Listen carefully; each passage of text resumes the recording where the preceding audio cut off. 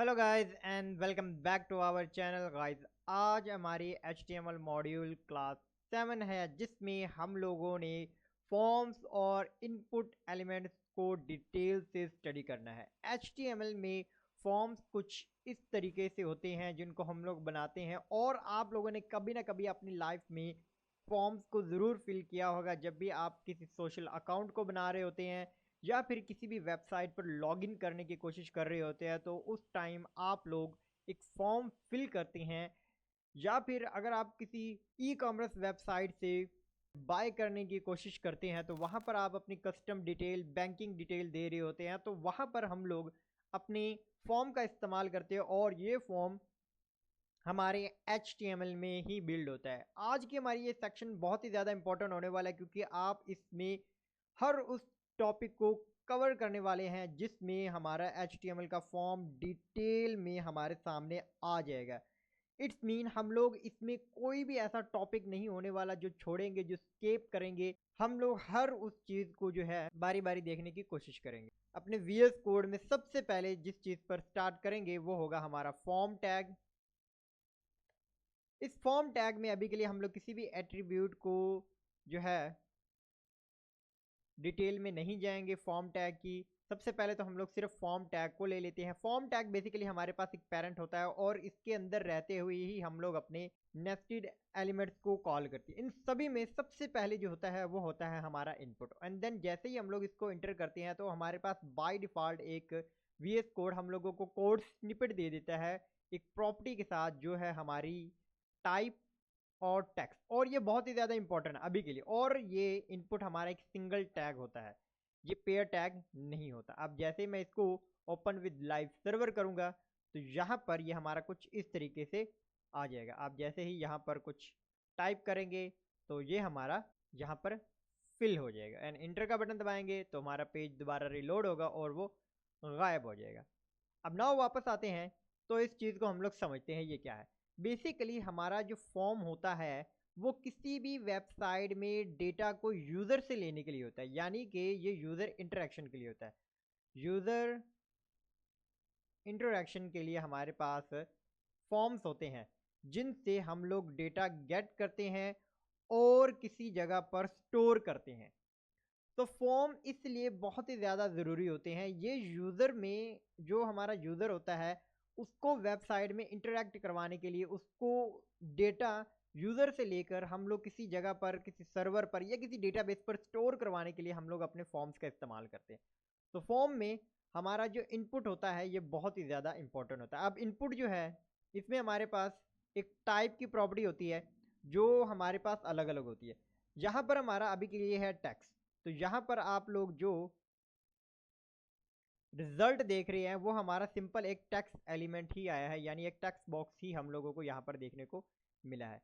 इसी तरह से हमारा यही इनपुट हमारे लिए ईमेल का भी काम करता है। जैसे कि आप लोग लिखेंगे ईमेल, तो अब जैसे हम लोग यहाँ पर आएंगे तो ये हमारा आ जाएगा जी ईमेल। तो यहाँ पर मैं लिखूंगा numan@gmail.com और ये हमारा कुछ इस तरीके से आ जाता है। लेकिन अगर मैं इसको इस तरीके से ना रखते हुए सिंपल इंटर करते हैं और यहाँ पर हम लोग इसको ट्राई करते हैं इंटर करने की, तो ये इस चीज़ को इंटर नहीं करेगा क्योंकि अभी के लिए हमारा ये जो है वो कंप्लीट नहीं है, यानी आपका @gmail नहीं आया है।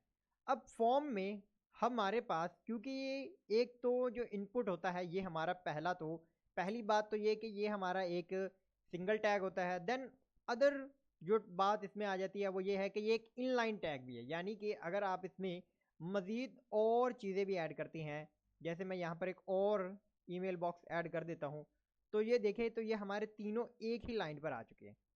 तो इस प्रॉब्लम को सॉल्व करने के लिए आप लोग अभी बताएं कि इसको कैसे सॉल्व करेंगे। तो कमेंट सेक्शन में आप लोगों ने इसको ज़रूर बताना है। 1 मिनट के लिए अपनी वीडियो को करें पॉज और बताने की कोशिश करें। तो इसका जो इजी सोल्यूशन होता है वो होता है हमारे पास BR। हम लोग लगाएंगे BR और जैसे ही लगाएंगे BR तो हमारे पास ये दोनों ऊपर नीचे आ चुके हैं। इसी तरीके से हमारे पास ये आ गया ईमेल का बटन। लेकिन हमारे जो फॉर्म होता है उसमें हमारे पास कुछ खास बटन्स होते हैं जिनमें हमारा एक बटन होता है जो होता है हमारा सबमिट का, और इसमें भी हम लोग टाइप पर ही फोकस करेंगे। तो यहाँ पर मैं करूँगा सबमिट ही, मैं इसको सबमिट ही कह देता हूँ, ठीक है। अब टाइप सबमिट एक खास बात है, एक खास एट्रीब्यूट है, एक खास वैल्यू है हमारे इस प्रॉपर्टी के लिए। अब इसका मतलब क्या है, बेसिकली तो हम लोग इनपुट में भी ये काम कर सकते हैं कि इनपुट कॉलम, सॉरी मैंने स्पेलिंग गलत कर दिए, इनपुट कॉलम, और यहाँ पर भी मैं सबमिट कर सकता हूँ और ये कुछ सबमिट इस तरीके से कर देगा। अभी के लिए ये वैल्यू ख़त्म कर दें, ठीक है। तो यहाँ पर ये भी सबमिट का ही काम एक तरीके से करेगा हमारे पास। अब यहाँ पर ये जो हमारे पास दो सबमिट्स मैंने बनाए हैं, लेकिन एक दफ़ा के लिए मैं पहले वाले को कमिट कर देता हूँ और सिर्फ हमारे बटन पर ही रहते हैं, जो ये हमारा HTML का बटन हम लोगों ने बनाया है। अब जैसे ही हम लोग यहाँ जाएंगे तो ये हमारा बटन कुछ इस तरीके से आ जाएगा। अब जैसे मैं यहाँ पर लिखूंगा नुमान एंड देन अगेन नुमान, और जैसे इनपुट करेंगे तो यहाँ पर ये सबसे पहले हम लोगों को क्या बता रहा है कि भाई आपने ईमेल में @ का इस्तेमाल नहीं किया हुआ। और अगर मैं @ का इस्तेमाल कर देता हूँ तो ये फिर हम लोगों को क्या कहेगा कि हमारे पास अगेन Gmail नहीं है, और फिर जैसे हम लोग इसको एंटर करेंगे तो वो हमारा सबमिट हो जाएगा। अब जो इसको अब कमेंट करते हैं, और जो हमारा इनपुट में सबमिट टाइप थी वो क्या है हमारे पास, ये कुछ हमारे पास इस तरीके से है। एंड देन जैसे इसको सेव करते हैं, यहाँ पर आते हैं, अगेन रिफ्रेश करते हैं तो हमारे पास अगेन सबमिट का ही बटन आ रहा है। हालांकि हम लोगों ने तो नीचे वाला कमेंट किया हुआ है, ऊपर वाला सबमिट ही आ रहा है। तो इसकी हम लोग जो टेक्स्ट हो सकता है वैल्यू, उसको हम लोग बदल देते हैं। ये बेसिकली हमारा एक बटन ही होगा। बटन में हम लोग क्या देंगे, गेट डेटा, एंड देन जैसे सेव करेंगे तो ये अब गेट डेटा हो गया, ठीक है। तो ये वैल्यू का एट्रीब्यूट इसलिए इसके साथ ऑटोमेटिकली आया था क्योंकि यहाँ पर हम लोगों ने वो टेक्स्ट जो हम लोग बटन में यहाँ रखते हैं, हम लोगों को यहाँ पर रखना होता है। ये इनपुट के लिए एक वैल्यू होती है। काफ़ी टाइम हम लोग इनपुट में डिफ़ॉल्ट वैल्यूज भी डालने की कोशिश करते हैं, तो वो हम लोग यहाँ पर रखते हैं। सो अब जैसे मैं यहाँ पर इनपुट करूँगा तो ये हमारा इनपुट होना स्टार्ट हो जाएगा। अब इसके बाद हमारे पास कुछ खास चीज़ें होती हैं HTML में, और वो होता है हमारे पास लेबल। अब आपने काफ़ी टाइम देखा होगा कि जब हम लोग किसी चीज़ को इनपुट करवा रहे होते हैं तो हमारे साथ एक कुछ टेक्स्ट लिखा आ जाता है कि हम लोगों ने यहाँ पर एक खास चीज़ जो है वो इनपुट करवानी है। तो सबसे पहले तो हम लोग यहाँ पर एक लेबल बना लेते हैं। तो हमारा होता है लेबल, इसको लिखते हैं लेबल, और फोर इसके साथ एक एट्रीब्यूट आ जाता है जो हमारे पास ज़रूरी होता है। अभी के लिए वैसे तो हम लोगों ने एक खास टॉपिक जो था, जो CSS में हम लोग कवर करते हैं, उसको हम लोगों ने कवर नहीं किया क्योंकि वो CSS की क्लास जब हम लोग स्टार्ट करेंगे तो कवर करेंगे। लेकिन अभी के लिए एक उस टॉपिक का हम लोगों को इस्तेमाल करना ज़रूरी है, और वो टॉपिक होते हैं हमारे सेलेक्टर्स। सेलेक्टर्स बेसिकली दो तरह के होते हैं, एक होती है हमारी क्लास और दूसरी होती है हमारी आईडी। आईडी होता है किसी भी एलिमेंट का यूनिक नेम, और जो क्लास होती है वो मल्टीपल एलिमेंट्स के नेम हो सकते हैं। तो यहाँ पर ये जो फोर होता है ये किसी खास इनपुट की आईडी को टारगेट करता है। तो इसको बनाने के लिए हम लोग क्या कर सकते हैं, एक आईडी ले सकते हैं और वहाँ पर हम लोग दे सकते हैं कोई भी डेटा। अब जैसे ये नेम है, इसी चीज़ को मैं यहाँ पर रखूँगा और मैं यहाँ पर ऊपर लिखूँगा inter your name and column, और इसको करते हैं सेव। और जैसे ही जाएंगे तो इसको रिफ्रेश करते हैं और यहाँ पर ये हमारा आ जाएगा इंटर योर नेम, और यहाँ पर हम लोग अपना नेम दे देंगे एंड गेट डेटा। इसी तरीके से हम लोग यहाँ पर ईमेल पर आएंगे और ईमेल पर एक आईडी दे देंगे। आईडी हमारी क्या होगी, आईडी हमारी ईमेल ही होगी, या आप लोग यूज़र ईमेल भी कर सकते हैं। और इस लेबल को मैं यहाँ से कॉपी करके यहाँ लेकर आता हूँ, और यहाँ पर मैं इंटर योर नेम के बजाय इंटर योर ईमेल, और यहाँ पर भी हम लोग टारगेट करेंगे अपनी ईमेल को ही। एंड देन जैसे हम लोग करेंगे तो यहाँ पर ये हमारा कुछ इस तरीके से हमारा फॉर्म जो है वो विजिबल होना स्टार्ट हो जाएगा। अब आप यहाँ पर अपना डेटा देंगे एंड देन जैसे इंटर करेंगे तो वो हमारा डेटा चला जाएगा। अब इसके बाद हम अभी तक हम लोगों ने इनपुट में टेक्स्ट और ईमेल टाइप को देखा है, बट इसके अलावा हमारे पास और भी इनपुट्स की टाइप्स होती हैं जिनको हम लोगों ने देखना होता है। और इसके बाद हमारे पास जो नेक्स्ट इनपुट टाइप है वो है हमारी पासवर्ड। तो मैं इस पूरे कोड को लेबल के साथ तक ही कॉपी कर लूँगा यहाँ पर, और इस ईमेल को जो आईडी दूंगा वो मैं दे दूंगा पासवर्ड, और जो इसकी टाइप है वो भी मैं कर दूंगा क्या, पासवर्ड ही। एंड देन यहाँ पर भी हम लोग क्या कर देंगे पासवर्ड, और यहाँ पर जो हम लोगों ने देना है वो भी कर दूंगा मैं पासवर्ड। और जैसे इसको सेव करते हैं, यहाँ पर चलते हैं, तो ये हमारे आगे टेक्स्ट बॉक्सेस। अब यहाँ पर हमारा नेम, ईमेल, जैसे मैं यहाँ पर दे देता हूँ जॉन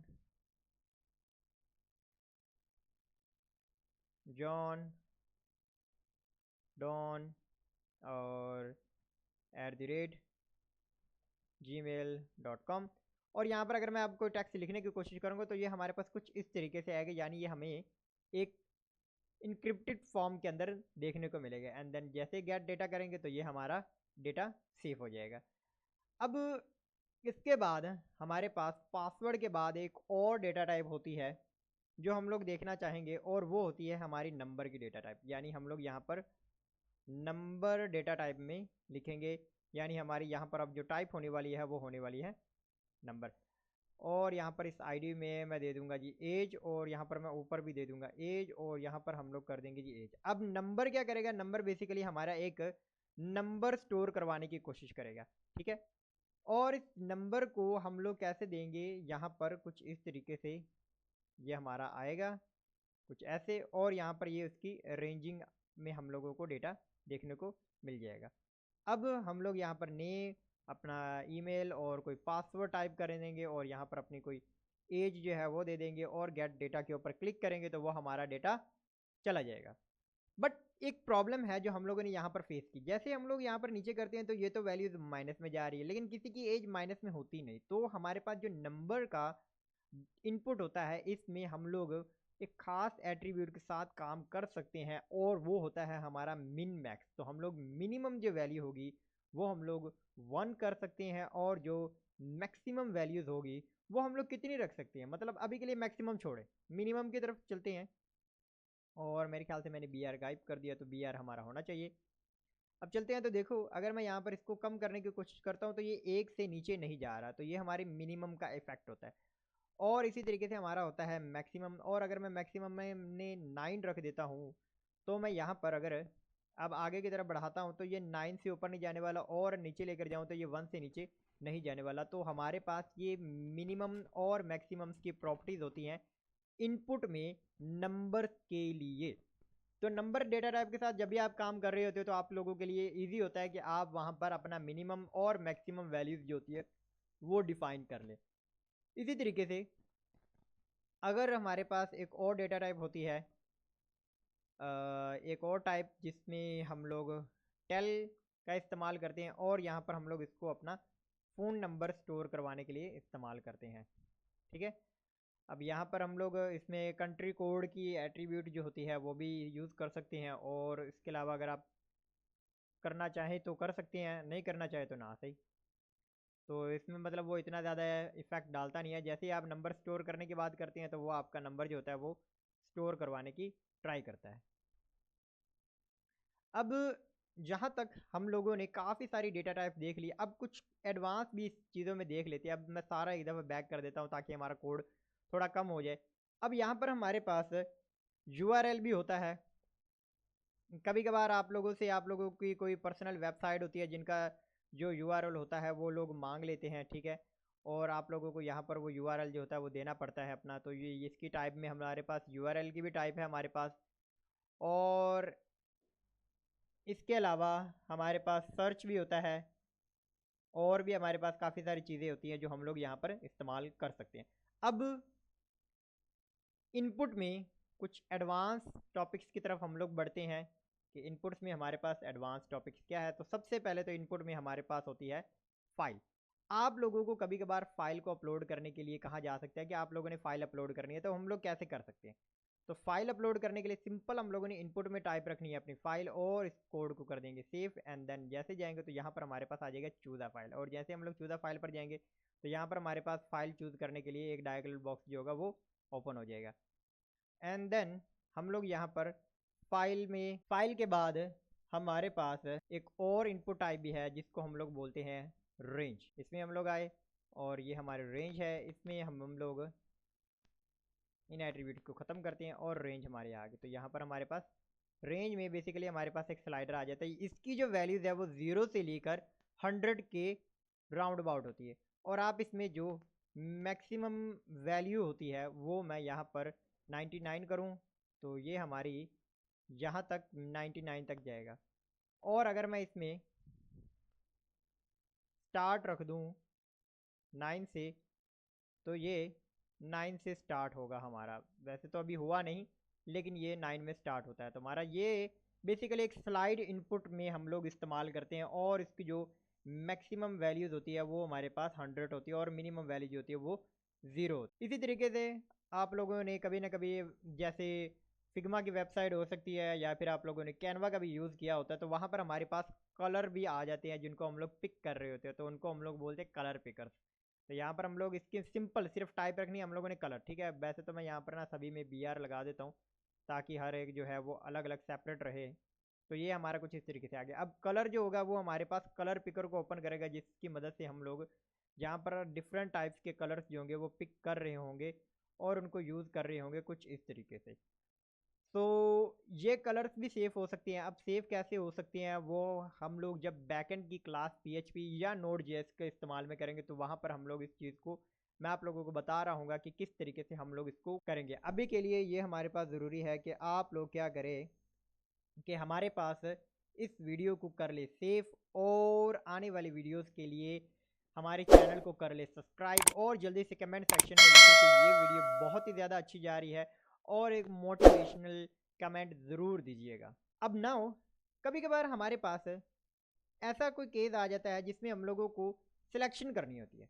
तो सिलेक्शन करने में हमारे पास क्या होता है कि हमारे पास डिफरेंट मॉड्यूल्स आ सकते हैं कि आप लोग ने सिलेक्शन करनी है, और सिलेक्शन करनी है, मान लीजिए कि मेल और फीमेल में आप लोगों ने सिलेक्शन करनी है। तो वहाँ पर हम लोग बेसिकली अपने इनपुट में रेडियो बटन का इस्तेमाल करते हैं। तो रेडियो बटन में हमारे पास यहाँ पर नेम होता है, ये नेम हमारी बेसिकली वैल्यू होती है, और हम लोगों को इसको जब भी हम लोग यूज़ कर रहे होते हैं सेम डेटा टाइप को, यानी सेम यूज़र के डेटा को लेने के लिए, तो वहाँ पर हम लोग इसको कुछ इस तरीके से रख देते हैं। और आईडी जो होती है, ये आईडी बेसिकली एक नेम हो सकता है, तो मैं इसको एट द टाइम मेल रख देता हूँ। और इसमें वैल्यू होती है, वैल्यू हमारे पास डिफ़ॉल्ट जो वैल्यू होती है जो हम लोग डेटाबेस में स्टोर करवाना चाहते हैं, या किसी भी जगह पर स्टोर करवाना चाहते हैं, तो उसमें हम लोग इस्तेमाल करते हैं। इसी तरीके से हम लोग क्या कर सकते हैं, यहाँ पर सिंपल टेक्स्ट लिख सकते हैं मेल, एंड देन हमारा यहाँ पर एक BR का इस्तेमाल कर दूंगा। सॉरी, BR आया नहीं मेरा, BR, और ये हमारा आ गया। अब इसी को कॉपी करते हुए हम लोग लेकर आएंगे नीचे, एंड नीचे लेकर आने के बाद आपने नेम को कभी भी बदलना नहीं है। In the case of radio button आप लोग आईडी को बदल सकते हैं, जैसे मैं यहाँ पर कर सकता हूँ फीमेल, और वैल्यू को बदल सकते हैं, जैसे कि हम लोग कर सकते हैं यहाँ पर फीमेल, और इसी तरीके से हम लोग यहाँ पर भी इसको फीमेल ही कर देते हैं। एंड देन जैसे इसको सेव करेंगे और चलेंगे, तो यहाँ पर ही हमारा कुछ इस तरीके से आ जाएगा। अब मैं इन दोनों में से कोई एक सिलेक्ट कर सकता हूँ, लेकिन अगर क्या होगा, मैं भाई इसको बदल दूँ, जैसे मैं इसको जेंडर के बजाय जेंडर्स कर दूँ, तो फिर क्या होगा, फिर मैं इन दोनों को ही सिलेक्ट कर सकता हूँ। क्यों? क्योंकि जो इनका नेम है वो डिफरेंट है। जब भी हम लोग डेटा गेट करते हैं, तो वो नेम प्रॉपर्टी की ही मदद से गेट कर रहे होते हैं, नेम की ही मदद से गेट कर रहे होते हैं। तो अगर हम लोग चेक बॉक्स का यूज़ कर रहे हैं, तो उस सिनेरियोज में हम लोगों को चेक बॉक्स का ये जो नेम होता है, ये हम लोगों को सेम रखना होता है। फिर आप जितने मर्जी चाहें चेक बॉक्सेस बना लें, आपको सिर्फ और सिर्फ एक ही जो होगा वो सिलेक्शन में कर सकेंगे, मल्टीपल आप इसमें सिलेक्ट नहीं कर सकते। एंड देन इसके बाद हमारे पास जो नेक्स्ट आ जाता है वो है हमारा चेक बॉक्स।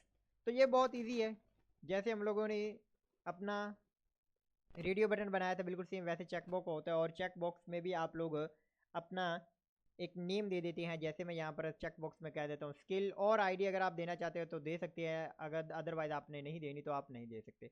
और यहाँ पर मैं इसको कह दूंगा जी, ये मेरी होगी जी स्किल में HTML, एंड देन मैं यहाँ पर लगा दूंगा BR, और इस पूरे टैग को मैं कर लूँगा copy, and then paste, and then paste, and then paste, और ये कुछ इस तरीके से आ गया। इसके बाद मैं यहाँ पर कर दूंगा CSS, यहाँ पर मैं कर दूंगा JS, यहाँ पर मैं कर दूंगा जी PHP, और इस सभी को किया सेव, कंट्रोल एस सेफ, और हम लोग वापस चलते हैं। तो यहाँ पर हमारे पास आगे चेक बॉक्सेस। अब चेक बॉक्सेस में आप लोग मल्टीपल चीज़ों को चेक कर सकते हैं, यही चेक बॉक्स की सबसे बेहतरीन प्रॉपर्टी होती है। यानी आप दोनों में डिफरेंस देख सकते हैं कि जो हमारा रेडियो बटन होता है वो हमारा एट द टाइम सिर्फ एक ही हम लोगों को सिलेक्शन में मदद देता है, सिर्फ आप एक ही को सिलेक्ट कर सकते हैं, आप एक से ज़्यादा सिलेक्शन नहीं कर सकते। लेकिन जब हम लोग बात करते हैं अपने चेक बॉक्स की, तो वहाँ पर हम लोग मल्टीपल सिलेक्शन कर सकते हैं और ये हमारे पास एज एन अरे हमारे लिए काम करती है। अभी मैं इसको भी अनकमेंट कर दूं ताकि हमारा सबमिट का बटन आ जाए, और ये कुछ इस तरीके से। एंड जैसे हम लोग यहाँ पर इसको करेंगे क्लिक और सबमिट, और तो ये हमारा सबमिट हो जाएगा। अब यहाँ तक हमारे चेक बॉक्स हो गए और हमारा जो रेडियो बटन था वो भी हो चुका है।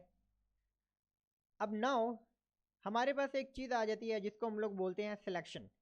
कभी कभार आपके पास एक ड्रॉप डाउन मेन्यू आ जाता है और आप उस ड्रॉप डाउन मेन्यू में से किसी चीज़ को सिलेक्ट करते हैं और वो चीज़ हमारी कहलाती है सिलेक्शन। अब सिलेक्शन, सबसे पहले तो मैं यहाँ पर एक लेबल ले लूँगा, और लेबल फॉर किसके ले लूँगा, जैसे कि अगर मैं कुछ सिलेक्ट करना चाहता हूँ, और मैं क्या सिलेक्ट करना चाहता हूँ, मैं वीडियो सिलेक्ट करना चाहता हूँ, ठीक है।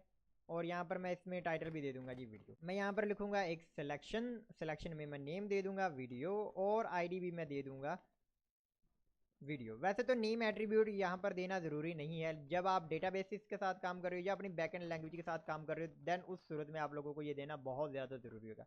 अब इस सिलेक्शन में हमारे पास होते हैं ऑप्शन।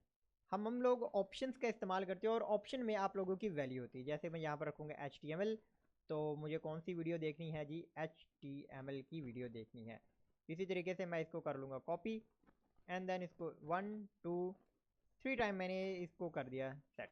इसके बाद मैं इसको कर दूंगा CSS, यहाँ पर भी हम लोग इसको CSS कर देंगे, नीचे हम लोग इसको JS कर देंगे, एंड देन यहाँ पर भी हम लोग JS करके इसको सेव कर देंगे। एंड देन जैसे सेव हो जाएगा तो ये हमारे पास कुछ इस तरीके से आ जाएगा, और यहाँ पर हमारे पास एक ड्रॉप डाउन मेन्यू जो होगा वो आ जाएगा, और हम लोग यहाँ पर सिर्फ एक ही जो होगा वो एट अ टाइम सिलेक्ट कर सकते हैं, ठीक है। और अगर आप लोग एक से ज़्यादा भी सिलेक्ट करना चाहते हैं तो यहाँ पर आई थिंक तो हमारे जो सिलेक्शन होता है इसमें हमारे पास एक प्रॉपर्टी होती है जिसका नाम है मल्टीप्लाइड, और शायद इसमें हम लोग फिर एक से ज़्यादा जो होते हैं वो कंट्रोल के बटन को क्लिक करके इंटर कर सकते हैं। यानी आपने कंट्रोल का बटन दबाना है, एंड देन इसको हम लोग कुछ ऐसे करके इनपुट करवा सकते हैं। मल्टीपल फिर हमारे इनपुट हो जाएंगे। अब इसके बाद हमारा जो नेक्स्ट है वो है हमारा text area. Text area basically हमारे पास एक लॉन्ग टर्म पैराग्राफ को स्टोर करने के लिए इस्तेमाल होता है। तो यहाँ पर अभी हम लोग एक लेबल ले लेते हैं, और यहाँ पर मैं कह दूंगा जी एरिया, या आप कुछ भी कह सकते हैं। तो मैं कर दूंगा जी लेटर, एंड देन यहाँ पर मैं जी ले लूँगा अपना टेक्स्ट एरिया। टेक्स्ट एरिया में हम लोग नेम का अभी के लिए इस्तेमाल नहीं करते, हम लोग सिर्फ यहाँ पर आईडी का इस्तेमाल करते हैं। एंड देन इसके अंदर हमारे पास वैसे तो कुछ भी नहीं होगा, लेकिन इसमें हमारे पास कुछ खास प्रॉपर्टीज़ होंगी जिनमें हमारे रोज़ और हमारे कॉलम की प्रॉपर्टीज़ है। अभी के लिए ये क्या है वो हम लोग बाद में देखते हैं। अभी सिर्फ इसको इतना सेव करते हैं और ये हमारा कुछ इस तरीके से आ जाएगा। अब यहाँ पर मैं क्या करूँगा, सिलेक्शन के बाद यहाँ पर लगा दूंगा एक BR, ताकि ये हमारी नीचे आए। तो ये हमारा कुछ इस तरीके से होता है। ये लेटर के बाद भी इसको आना चाहिए था, मतलब लेटर ऊपर आ जाए देन ये नीचे आ जाए। तो ये कुछ इस तरीके से हो गया। अब हमारे पास अगर आप लोग स्टार्ट में चाहते हैं कि इस इनपुट बॉक्स का कोई साइज़ हो, कोई खास एरिया ये जो हो वो कवर कर रहा हो, मतलब आप खींच कर तो किसी भी टाइम इसको बड़ा या छोटा कर सकते हैं।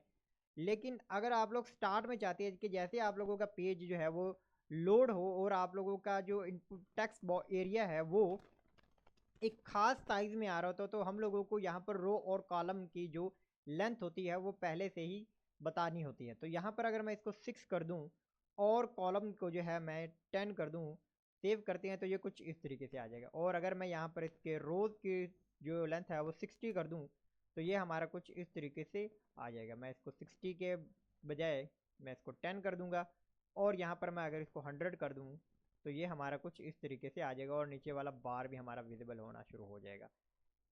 तो ये हमारा होता है टेक्स्ट एरिया को साइज़ देने का मॉड्यूल, कि जब आप किसी वेबसाइट पर बिल्ड कर रहे होते हो तो हम लोग जो फॉर्म की लेंथ रख देते हैं, तो उस फॉर्म में हम लोगों को अपने टेक्स्ट एरिया को एक साइज़ देना होता है, ताकि हमारा टेक्स्ट एरिया जब पहली मरतबा लोड हो, फर्स्ट टाइम जब हमारी वेबसाइट लोड हो, तो हमारा टेक्स्ट एरिया कैसा दिखाई देना चाहते हैं। जैसे अब मैं यहाँ पर लोड कर रहा हूँ और यहाँ पर मैं अपने टेक्स्ट एरिया को अगर मैं इतना कर देता हूँ और अब लोड करता हूँ तो दोबारा फिर ये अपनी साइज़ पर वापस आ गया।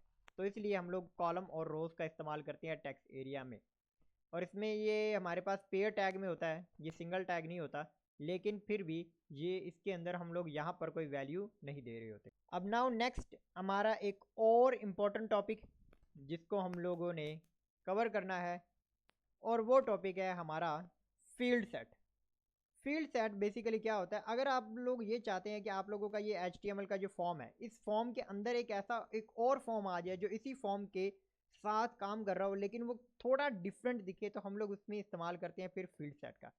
फील्ड सेट बेसिकली अपने आप के अंदर एक एरिया होता है, हम लोग इसके अंदर रहते हुए भी फिर अलग अलग तरीके से इनपुट्स डालते हैं और फिर उन इनपुट्स के ऊपर काम कर रहे होते हैं कुछ इस तरीके से एंड कुछ इस तरीके से। और इसको सेव कर देते हैं और तो ये हमारा आ जाएगा। और इसमें हमारे पास एक बेहतरीन चीज़ ये होती है कि जब हम लोग फील्ड सेट का इस्तेमाल करते हैं तो जो जितना फील्ड सेट कवर कर रहा होता है तो उसके राउंड अबाउट एक बॉर्डर आ जाता है। अब कभी कभार हम लोग ये चाहते हैं कि ये जो हमारा फील्ड सेट है, इस फील्ड सेट का जो बॉर्डर है उसके ऊपर एक खास कैप्शन आ जाए, तो उसके लिए हम लोग अपने एक खास टैग को इस्तेमाल करते हैं जिसका नाम लीजेंड है। और यहाँ पर हम लोग इसके अंदर नाम दे देते हैं अपने फील्ड सेट का। जैसे मैं यहाँ पर नाम दे देता हूँ कि ये मेरे फ़ोन नंबर्स का जो है फील्ड सेट है, कुछ इस तरीके से। और जैसे जाएंगे तो यहाँ पर आप लोग देख सकते हैं ये कट करके, यानी इस लाइन में एक कट करके एरिया इसने कवर किया और आ गया। और हम लोग इसकी जो एलिजन है उसको भी सेट कर सकते हैं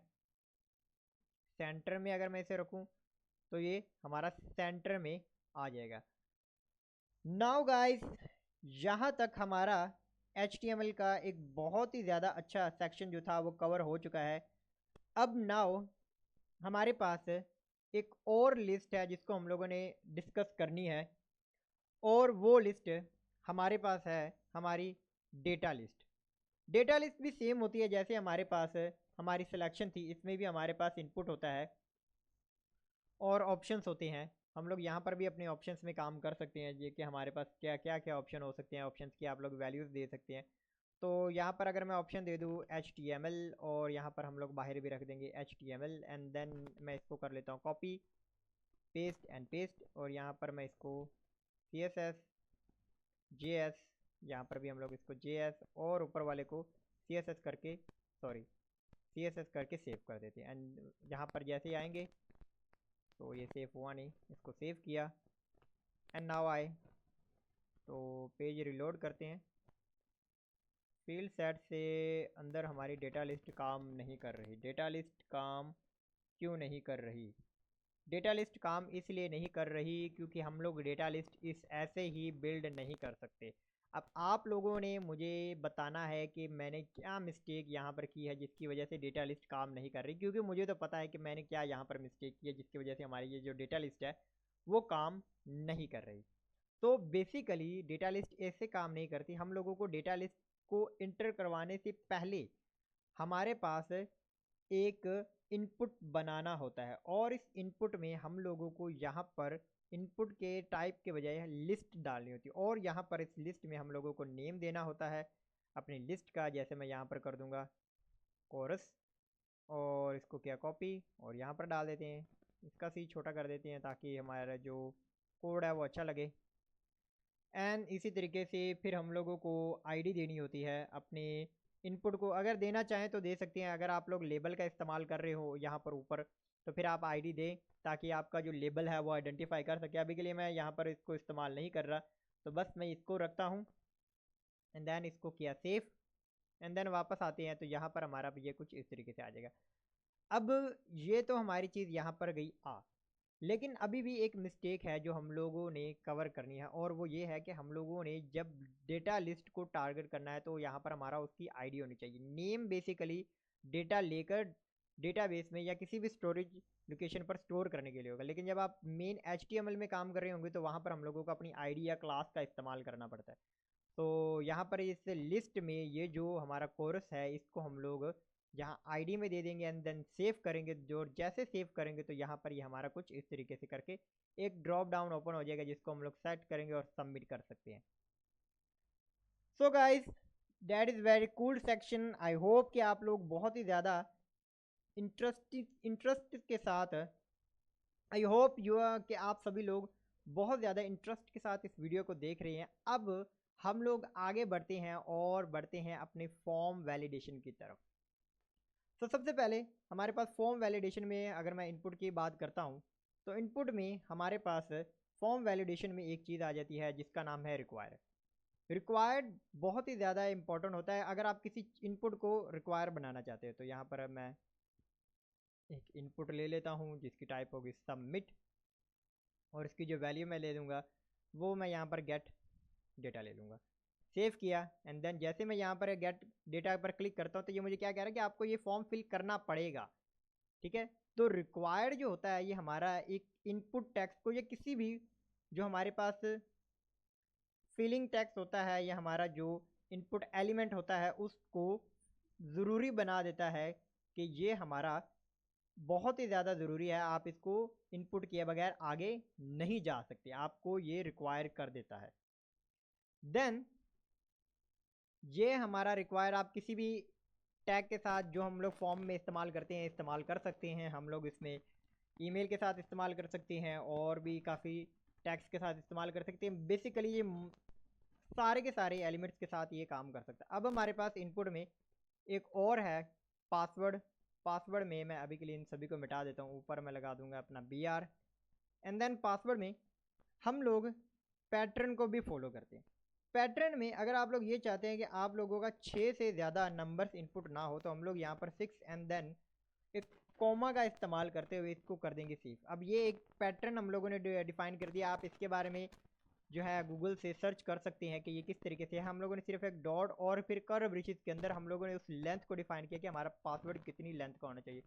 अब पैटर्न के बाद हमारे पास जो नेक्स्ट चीज़ आ जाती है वो है हमारे पास फाइल अपलोडिंग सेक्शन। जब हम लोग फाइल को अपलोड करते हैं तो हम लोगों ने सिर्फ देखा कि हम लोगों ने फाइल अपलोड करनी है और हम लोग कुछ ऐसा लिख देंगे तो हमारे पास आ जाएगा कि हम लोगों ने कोई फाइल अपलोड करनी है, लेकिन हमारा जो फॉर्म होता है वो ऐसे ही फाइल अपलोड नहीं कर देता। जब हम लोग फाइल अपलोड करने की बात करते हैं तो हमारे फॉर्म को एक खास एट्रीब्यूट जो होता है वो हम लोगों को पास करना होता है, जिसके बाद ये जो हमारा फाइल एक्सेप्ट करना शुरू कर देगा और इसको हम लोग बोलते हैं मल्टी पार्ट्स फॉर्म डेटा। इसको करने का तरीका ये होता है कि हम लोग सबसे पहले इनक्रिप्ट टाइप दे देते हैं और फिर मल्टी पार्ट फॉर्म डेटा के ऊपर कर देंगे क्लिक एंड इसके बाद अगर आप यहाँ पर अपनी फाइल को अपलोड करते हैं और अगर आपके साथ कोई बैकएंड अटैच होता है देन आपकी ये जो फाइल होगी ये एक मल्टीमीडिया कंसीडर हो गए। ठीक है, फिर आप यहाँ पर इसको एज अ मल्टीमीडिया कंसीडर कर सकेंगे। अब नाउ नेक्स्ट जो हमारा सेक्शन है वो ये है कि हम लोगों ने यहाँ पर एक फॉर्म बनाना है जो कि हमारा यूज़र का नेम, एज और उसके बाद हमारे पास उसका पासवर्ड, उसका ईमेल, उसका जेंडर और उसके रहने की जो लोकेशन है और उसके बारे में एक डिस्क्रिप्शन स्टोर करें। तो सिंपल है कि हम लोग यहाँ पर ले लेंगे फॉर्म टैग और फॉर्म टैग में अभी के लिए हम लोग अब कोई भी एट्रीब्यूट नहीं दे रहे।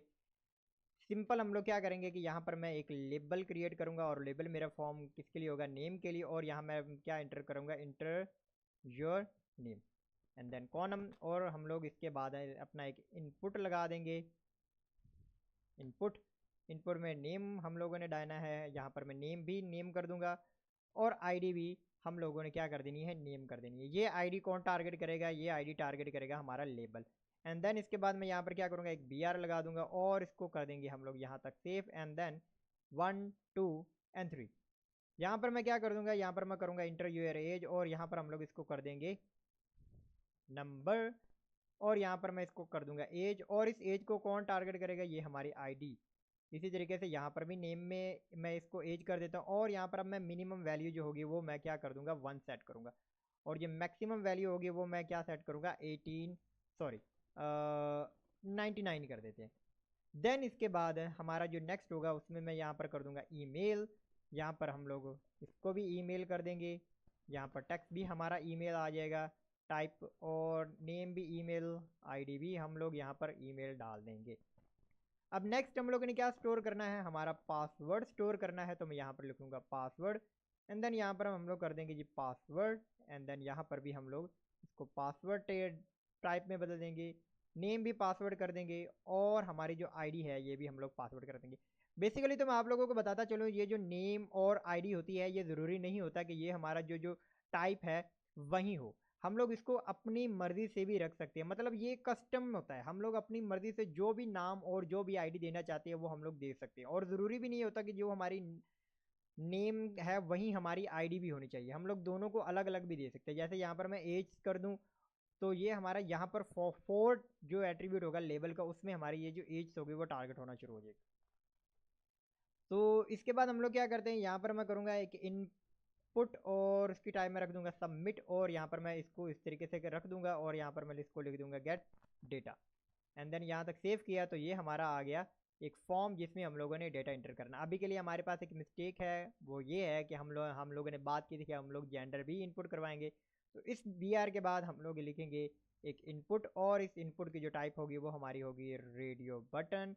और इसमें हमारे पास नेम यहाँ पर ज़रूरी होगा, जैसे मैंने लास्ट बताया कि नेम हमारे पास यहाँ पर ज़रूरी है। तो मैं यहाँ पर जेंडर दे दूँगा और इसकी जो वैल्यू होगी वो मैं कर दूँगा मेल, और इसके सामने जो टेक्स्ट होगा वो भी मैं मेल कर दूँगा। इसको क्या सेव, एंड देन एक और दे देंगे और यहाँ पर मैं कर दूँगा इसको फीमेल, एंड देन यहाँ पर भी हम लोग इसको रख देंगे फीमेल। और यहाँ पर नेम को तो नहीं बदलना, वैल्यू आ गई। अब इसके बाद यहाँ पर हम लोग इसको बी आर दे देंगे, एंड देन यहाँ पर एक बी आर दे देंगे। और एक लेबल हम लोगों को चाहिए होगा अपने इन रेडियो बटन के सामने, इसमें मुझे पहले बी आर नहीं देना, ठीक है, क्योंकि मुझे दोनों आमने सामने चाहिए। तो मैं यहाँ पर कर दूँगा इंटर योर जेंडर, या यहाँ पर कर दूँगा सेलेक्ट ओके। और यहाँ पर हमारा जो फॉर्म होगा वो यहाँ पर एक आईडी होनी चाहिए जो इन दोनों के साथ लगी होनी चाहिए। अभी के लिए नहीं है तो हम लोग सिंपल इसको जेंडर ही रख सकते हैं। तो यहाँ पर क्या सेव, और वापस चलते हैं तो यहाँ पर ये हमारा रेडियो बटन भी आना स्टार्ट हो चुके हैं। तो यहाँ तक हमारा ये जो इनपुट फॉर्म है बहुत अच्छा हो चुका है। अब यहाँ पर हम लोग अपना जो डेटा होता है वो दे देंगे। जैसे मैं यहाँ पर लिखूँगा नुमान मेल और एज है जी 23, एंड देन जो ईमेल है वो मैं लिख दूँगा numan@gmail.com। पासवर्ड यहाँ पर हम लोग कुछ इस तरीके से दे देंगे और गेट डेटा पर क्लिक करते हैं तो वो चला जाता है। लेकिन क्या हो अगर हमारा जो यूज़र है उसने डेटा दे दिया गलत और वो अपने डेटा को फॉर्म को रीसेट करना चाहता है, तो देन हम लोग क्या करेंगे? तो देन बहुत ही ज़्यादा ईजी है, हम लोग अपने इसी इनपुट को कर लेंगे कॉपी, या अगर हम लोगों ने बटन बनाया होगा तो हमारे पास बटन्स में भी होता है कि हम लोग यहाँ पर कर सकते हैं बटन, और यहाँ पर हमारे पास रीसेट का बटन होता है और यहाँ पर हम लोग सिंपल रख सकते हैं रीसेट। और जैसे जाएंगे तो अगर हम लोग यहाँ पर अपना कोई डेटा दे देते हैं और रीसेट करते हैं तो ओवरऑल हमारा जो डेटा होता है वो यहाँ पर रीसेट हो जाता है। तो ये रीसेट का काम होता है। इसके अलावा भी हमारे पास बटन्स की और टाइप्स हैं जिनको हम लोग फॉर्म में इस्तेमाल करते हैं। जैसे हमारे पास बटन आ जाता है डिसेबल का, रीसेट का, सबमिट का। इसके अलावा भी हमारे पास और बहुत कुछ है। जैसे मैं डिसेबल कर देता हूँ तो यहाँ पर मेरा आ जाएगा, सॉरी मैंने यहाँ पर इसी टेक्स्ट को कॉपी करके यहाँ पर डाल देते हैं, एंड देन इंटर करते हैं तो ये हमारा डिसेबल है। मतलब अभी के लिए ये काम कर ही नहीं रहा। ये हम लोग फिर जावास्क्रिप्ट की मदद से जो होता है इसकी जो प्रॉपर्टी होती है उसको चेंज कर देंगे, एंड देन फिर ये काम करना शुरू हो जाएगा। तो I hope guys you will enjoy this video. और अगर आप लोगों को ये वीडियो बहुत ही ज़्यादा इन्फॉर्मेटिव लगी हो तो प्लीज़ हमारे चैनल को सब्सक्राइब करें और आने वाली वीडियोस के लिए बेल आइकन को प्रेस करना मत भूलिएगा। मिलते हैं अगली वीडियो में, अभी तक सिर्फ इतना ही।